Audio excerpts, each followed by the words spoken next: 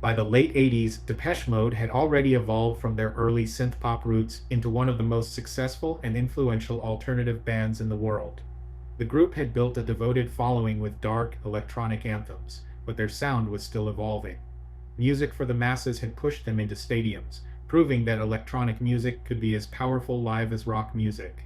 But with Violator, Depeche Mode would transcend their status as cult heroes and become true mainstream icons.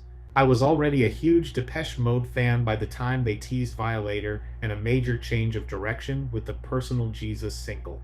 I'd seen Depeche Mode live twice on the tour for the masses, including the legendary 101 concert for the masses, which was on my 18th birthday, June 18, 1988.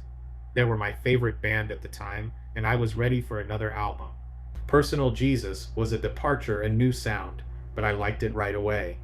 The second single prior to the album release was Enjoy the Silence, the anthemic meant to be played live track that sounded like vintage Depeche, but more mature.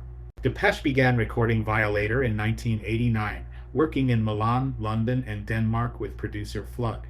Unlike their previous albums, which leaned heavily on layered synth arrangements, Violator incorporated a more organic, spacious sound, blending electronic beats with live instrumentation. Guitars, pianos, and atmospheric textures meshed with the band's signature synth-based sound, creating a hypnotic and cinematic album that felt both sleek and raw. Flood encouraged the band to strip down their compositions, making room for mood and texture. This minimalist approach added an entirely new dimension to Depeche's sound. Alan Wilder, often considered the band's sonic architect, played a crucial role in shaping the intricate arrangements and programming that would define Violator. Let's go through Violator's singles and music videos first. Released in August 1989, Violator's first single, Personal Jesus, was an unexpected sonic departure. With a bluesy, stripped-down guitar riff and a pulsing beat, it sounded like a twisted gospel hymn. Inspired by Priscilla Presley's book Elvis and Me, Martin Gore wrote the song about the idea of placing faith in another person. The track's iconic music video, directed by Anton Corbijn, featured stark, Western imagery and helped cement Depeche's evolving aesthetic. One of the most enduring singles of the era, Enjoy the Silence was initially a slow ballad before Alan Wilder and Flood transformed it into an anthemic dance track. With a soaring melody and introspective lyrics about the power of silence, it became the band's biggest hit. Corbin's surreal video added to its mystique. A dark, brooding track about deception and consequences, Policy of Truth had a slick, almost funky groove. It became the band's third major hit from the album, backed by another stylish Corbin-directed video. The final single, World in My Eyes, was a seductive, atmospheric track that epitomized Violator's blend of sensuality and introspection. The video, once again directed by Corbin, showcased a mix of live footage and abstract visuals. Now let's do a track-by-track breakdown of Violator.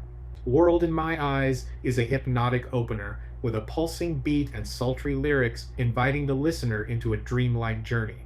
Sweetest Perfection is a haunting and intimate track, with Gore's hushed verses giving way to Dave Gahan's more forceful delivery, creating a song that feels both fragile and sinister. Personal Jesus brings the bluesy stomp that changed the game, proving that Depeche could merge electronic music with rock swagger.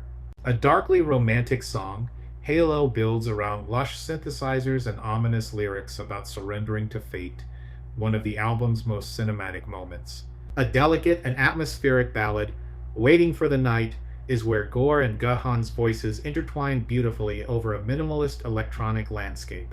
Enjoy the Silence is of course the ultimate Mode anthem, a masterpiece of melancholy wrapped in an irresistible melody with lyrics that capture the loneliness and beauty of solitude.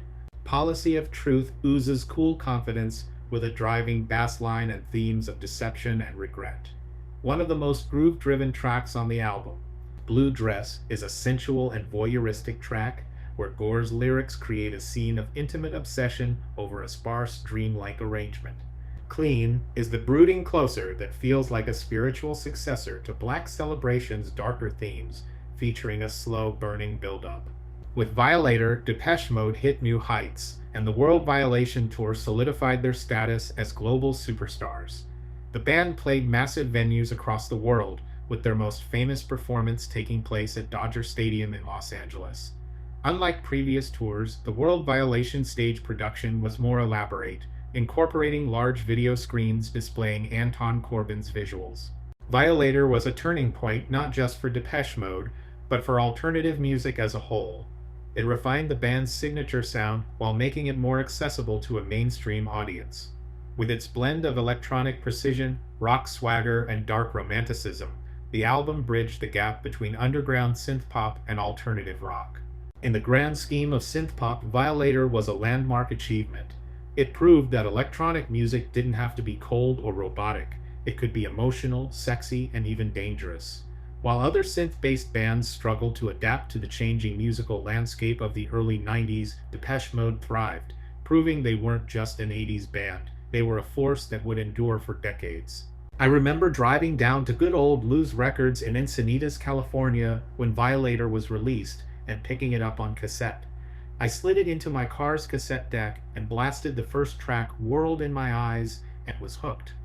I wound up seeing 2 San Diego shows on the World Violation tour, 2 of the 10 times I've seen them live.